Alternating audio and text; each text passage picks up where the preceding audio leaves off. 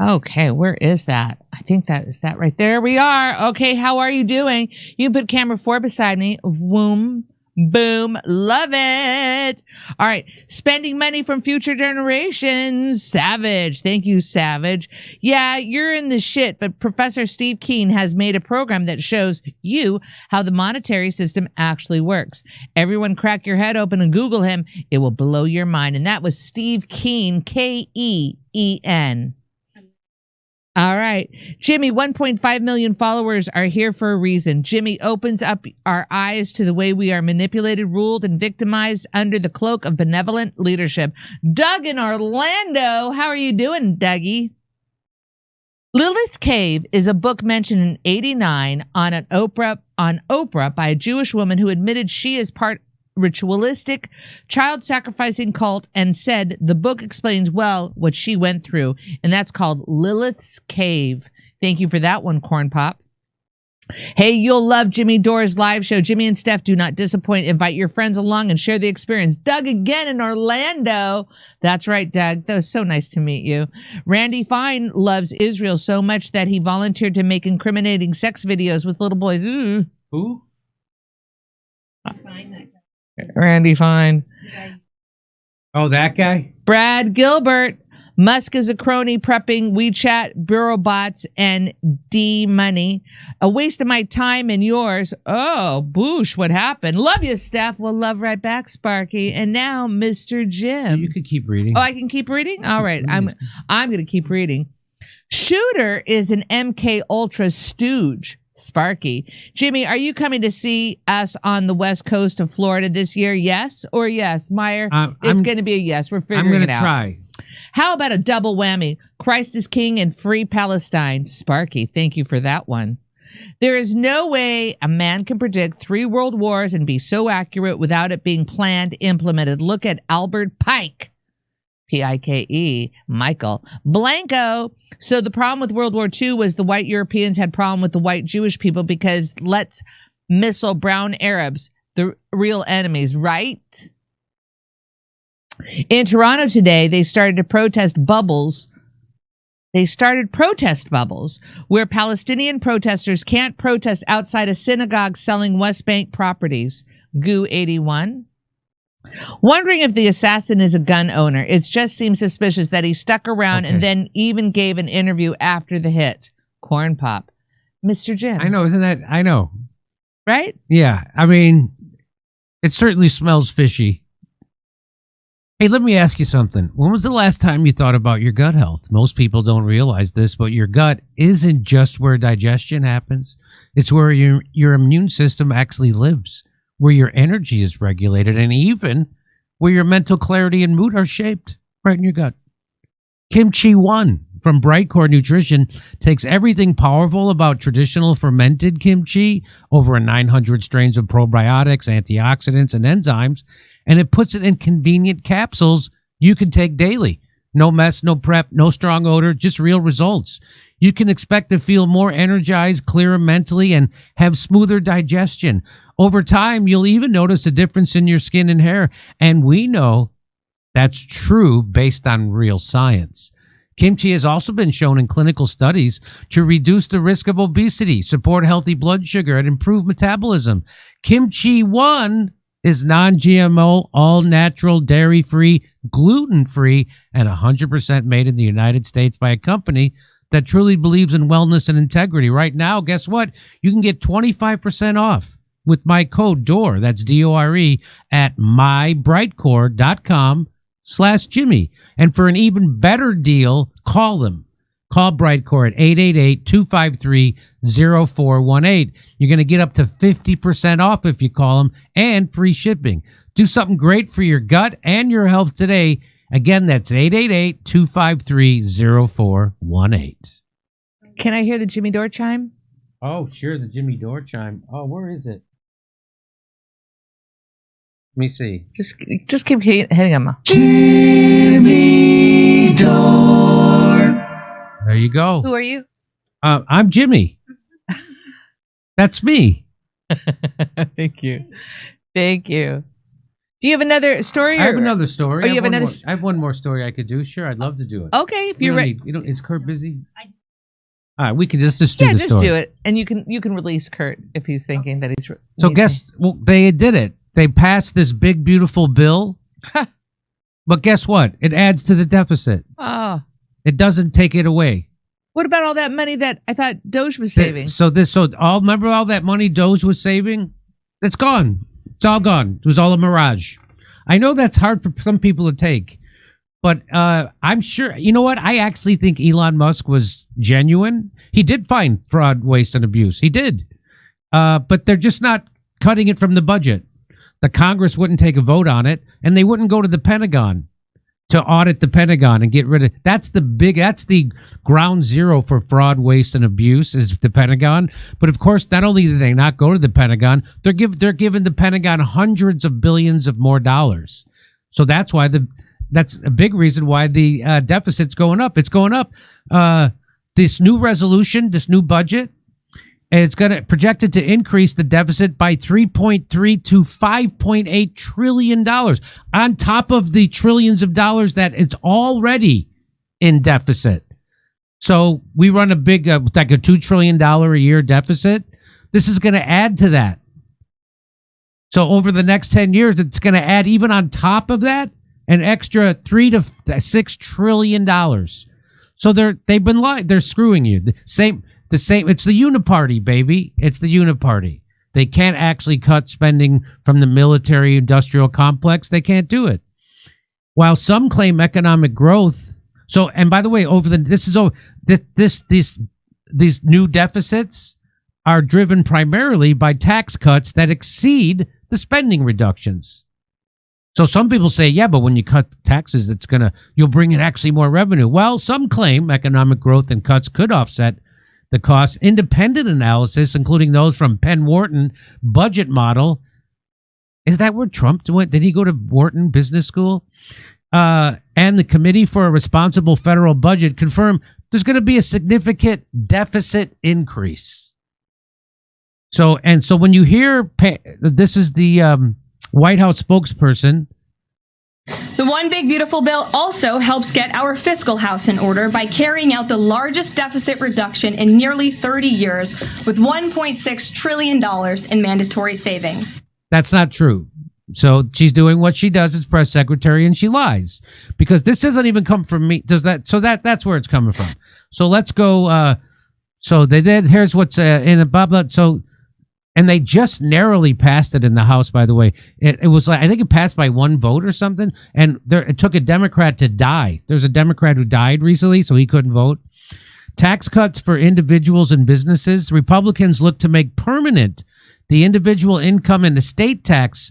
So estate tax, that's just for super rich people. And the income tax also for mostly rich people. It helps the upper 20%.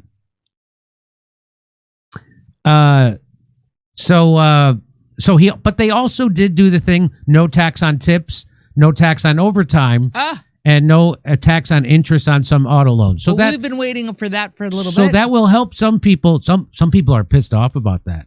They're like, why should a waiter not get tipped on his income? And, why should a salesman at a car dealer? Okay, relax.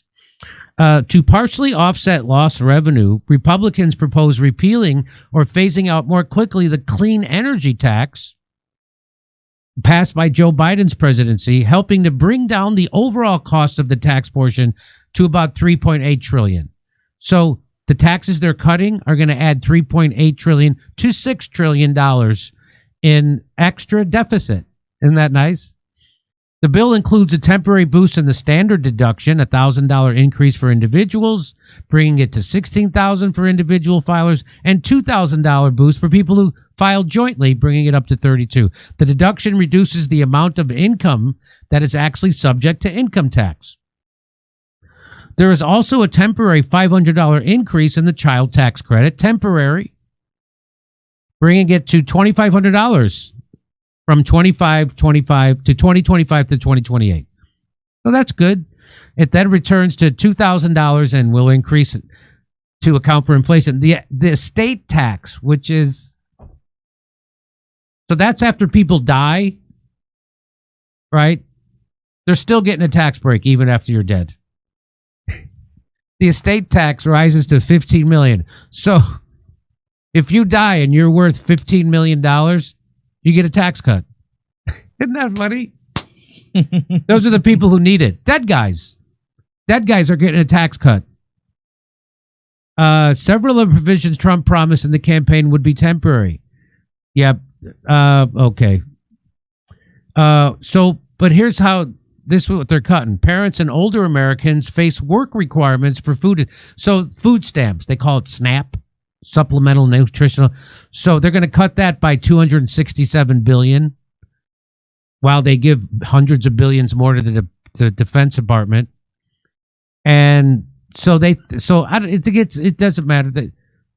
The states are going to probably try to pay. It doesn't matter. You don't need to know that stuff. It's going to go in one ear and out the other. So they're going to cut food stamps, as if there's anything we should cut. And they're also expanding the work requirements. They're expanding the work requirements to receive food aid. Under our current law, able-bodied adults without dependents must fulfill work requirements until they are 54. Now they're going to up that to 64. So the problem is, like, you go on food stamps and you go on Medicaid when you lose your job. That's a big problem, right? And they've tried this, I think, in Georgia, and all it does is take assistance away from people who are already working because they have to file paperwork every month. So this is really regressive, and it's really going after the people who could least afford it, and it's going to do it. Also, some parents. So guess what? Get this. So it used to be if you had a dependent kid, you could get food stamps, but now only up until your kid is under 7. So if you had a kid under 18, you can get food stamps without work requirements because you got to take care of your kid. Well, now they'll go, nope, only if your kid's under 7. So if your kid is 7.5 or 8, if your kid is 8, you can't get food stamps anymore. Why? Unless you go to work. They have these work requirements. New work for also work requirements for Medicaid. I already told you why that's silly. It's because usually people lose their health insurance when they lose their job. That's the big time when people go on Medicaid. And a lot of working people already who are MAGA, a lot of working MAGA people can't afford Obamacare. So, and that's why Steve Bannon came on this show and said you got to be careful how you cut Medicaid because a lot of MAGA people are on it. So, to be eligible for Medicaid, there was going to be new community engagement requirements of at least 80 hours per month of work, education, or service for able-bodied adults. There's already those requirements. This is just going to make it worse. It's just Republicans are looking to generate savings with new work requirements. You mean by getting people off of Medicaid? Yeah. Democrats warn that millions of... So they are. A preliminary estimate by the nonpartisan Congressional Budget Office said proposals would reduce the number of people with health care by about 86 million. More money for the Pentagon. We already told you about that.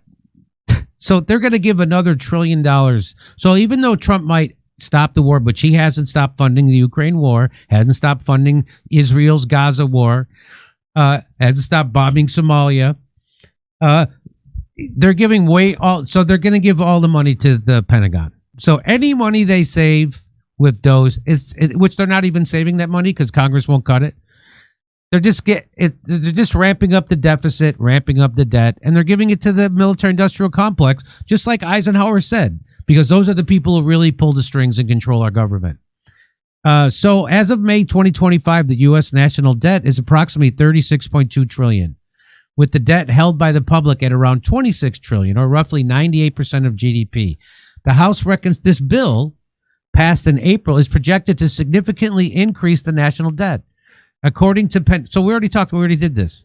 It's going to increase it. We already told you this. So it's going to increase, going to cut health care for working people and food stamps for poor people. And it probably is going to lead to higher interest rates, increased borrowing costs, slower economic growth, as debt crowds out private investment. So they're increasing the debt, and that's always bad. And so they're not doing what you thought they were going to do. Hey, if you're going to cut food stamps and you're going to cut healthcare, you should at least cut the budget overall. Should at least cut the Pentagon. They're not. They're doing the exact opposite. Because this is how all empires end. They're just sucking the money out of the U.S. Treasury, and they're not investing it back in your own country. They're just putting it in the pockets of millionaires and billionaires. Just like the Democrats, just like the Republicans, they're not doing it. They're doing it right in your face. So hopefully the Senate stops this, and I think people are willing to take on cuts that are painful to them if they think it's going towards a good cause, but it's not. They're cutting stuff that's painful to people, and they're just taking all that money and giving it to the defense contractors, because that's who really runs the country. Sad to hear. Over to Steph. Wow. Yeah, that's horrifying. Yeah, that's nice. That's a horrifying. I'm depressed after seeing that. You shouldn't be depressed. All right, here we go. Wondering if the assassin is a gun owner. It just seems suspicious that he stuck around and then gave an interview after the hit. That's right, Corn Pop. Very suspect, right? Next. Michael King. There is no way a man could be... Oh, I read that one. All right, let's see here. Rumble is where the sexy people are, not me. I watch them from the bushes. Bulldozer.